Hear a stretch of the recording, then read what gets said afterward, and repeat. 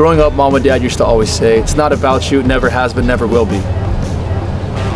Our mission is your happiness always.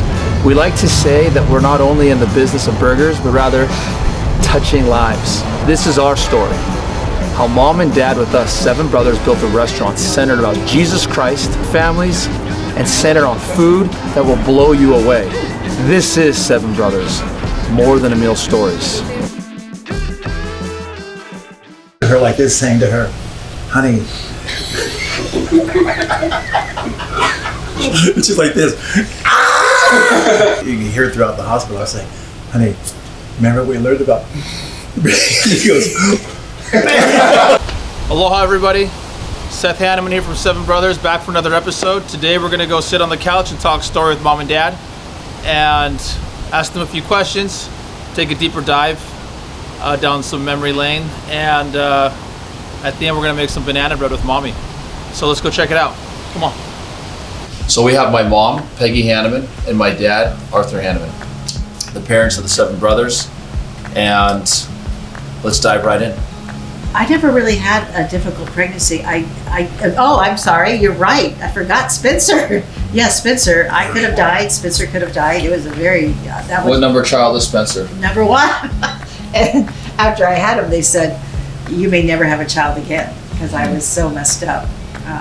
I got an infection while giving birth. So anyway, that was pretty challenging. But it was I stayed in the hospital while he got to go home, because I was an absolute mess. But you think I would never want to have another child. I didn't. After 3 months, though, I was healed. Because they. it was a great they story prayed so much because that was a really good story because we were parents for the first time. I mean, we were young, right? We were in the hospital, and she was screaming, tremendous pain. And I walked into the room, and I said, I was breech, and they weren't watching for me. Were you on pain meds at all? Pardon? No.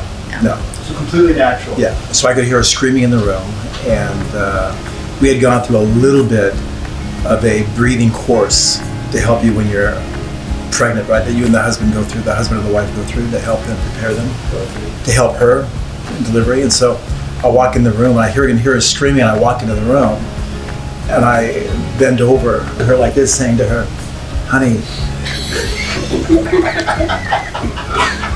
And she's like this. I'm going, honey. Yeah, I'm more embarrassed than anything, right? I mean, I know she's in pain, right? But you can hear it throughout the hospital. I was like, honey, remember what we learned about? He goes, get the hell out of my face. He had no idea what I'm going through.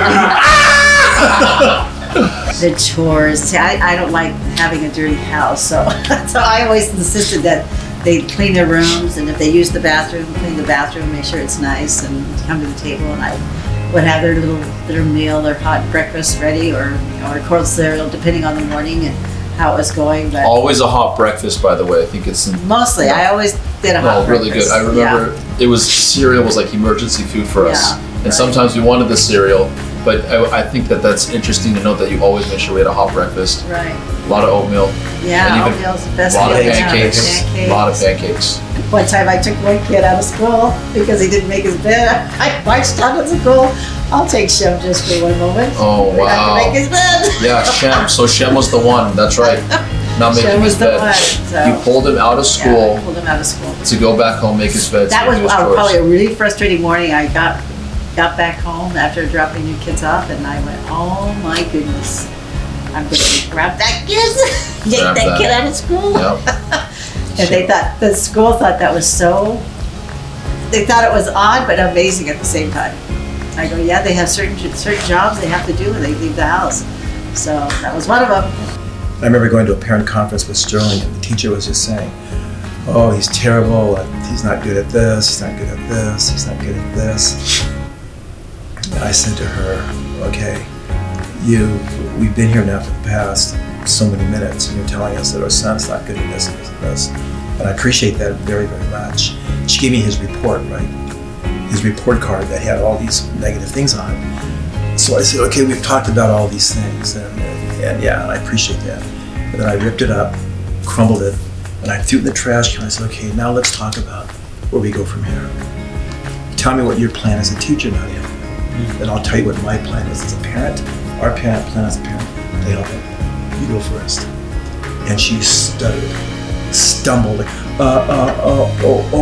Mister, no thought about how she can help him. But she was so excited about telling us what a terrible student he was. So after she stumbled through this, I said to her, what we're gonna do is to make sure that every day when he comes home with your assignment, we make sure that he completes it 100%. We make sure that his reading is where it needs to be, his math is where it needs to be.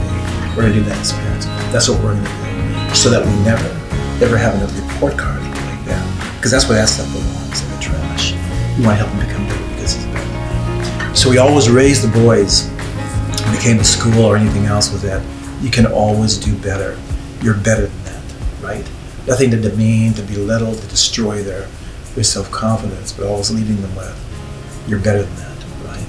And then always reminding them who they represent, which is Jesus Christ. The question about why Jesus Christ, because Jesus Christ, I mean, we're taught, we know, we understand that he's the way.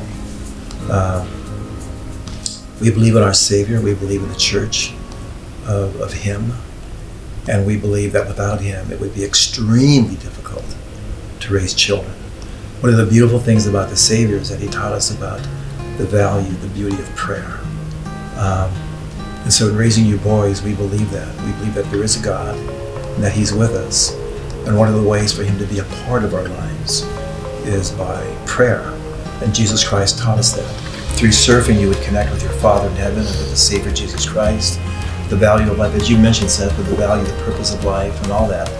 But I also remember a story, a time when Spencer was a freshman in high school or a sophomore, freshman. And we wanted him to play football because all of the RUs played football, the Alquins played football. And so, we're going to follow that line right in the family. And I remember I went to his first day of practice at Newbury Park High School. I remember I raced home from work, from LA, parked in the parking lot and almost ran to the field. And so I ran to the field, they're practicing out there and I don't see Spencer. I'm looking for Spencer and I don't see him. And so I asked one of the boys, I said, hey, where's Spencer at? He goes, I don't know, man. He could be still in the locker room. And I walked into the locker room looking for him. And there he was on a bench with his pads on, holding his helmet like this, just sitting there like this, crying. And I said, so I got really heavy with him, right? Like, football, you're supposed to be tough, right? So I said, what are you crying about? What's going on here? Dude, your team's on the field. What's happening here? I just gave him this whole lecture, right? You tough enough? Come on, man, you gotta do this. The RUs do this, the Alquins do this. You gotta do this. Come on, let's go. And he just sat there crying. Made an attempt to get up, and then he sat back down. He says, Dad, I just don't want to do this. It's not me. And I was like, whoa. I learned something. That, there are times when you feel that it's important to have your kids do things right. Because they're important, right, for whatever reason. But at that moment, I realized for me that everything you want them to do may not be what's right for them. But I realized then and there that pull away, stop the football thing. Like I could have said, just wait for the end of the season, right? But we didn't. We just stopped. And I learned from him as a child to help me with the rest of you boys to be very wise with what I pick and choose to force you to do. And football was not one. It was for what? For what reason? There's no reason. Surfing was different because I felt it connected you to, as you mentioned, Seth, creation to God. That's what happened to me. And I want to provide you boys with that same vehicle that could create that connection between you and Him, our Father in heaven, our Son, and His Son Jesus Christ, through surfing, the beauty of life, right? The banana bread became a real important bread in our home. I remember Max was my sixth son, and I remember it was in November, and I was the only one at home with the baby, and everyone was at school, and I had this knock come to the door, and I was presented this banana bread. It was the best thing I had ever tasted in my life. You know, after you give birth to a baby, you're so hungry. And so I learned to love banana bread. And so I became wanting to bake banana bread because I never liked banana bread before. It was dry and it tasted awful. But I had tasted something that was just so incredible. And so I wanted to learn how to make this banana bread. And that banana bread became part of my life. And we'd always take this banana bread. I always got this, wherever I took this banana bread, it was just a major hit anywhere I went. And when we moved here to Hawaii, we decided to do this Seven Brothers restaurant. Everyone said, our family, you boys said, wow, you should make your banana bread. And so I said, oh, that's a good idea. And so that's how the banana bread came to be as part of Seven Brothers. All right, we're here with Mother, and this is a typical setting that you would see in the Seven Brothers household growing up, okay? And the bananas, the chocolate chip, and the coconut. We're gonna make some coconut chocolate chip banana bread right here in Mom's home and in Mom's kitchen. Mom, take it away.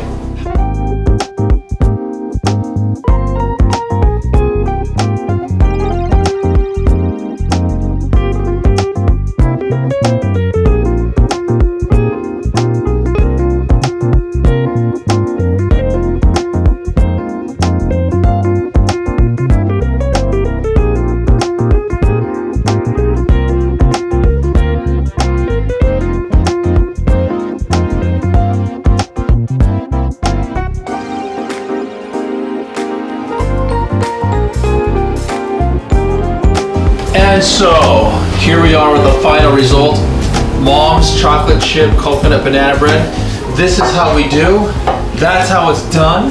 And let me tell you what, when we were raised as boys, this is what we looked forward to. Coming home from school, coming home from a long surf, seeing this woman, our angel mother, dripping and drizzling the frosting on the final product, the banana bread. Sacred as it may be, holy as it may be, sometimes it was for us, most times it wasn't. And guess what? She still has her touch.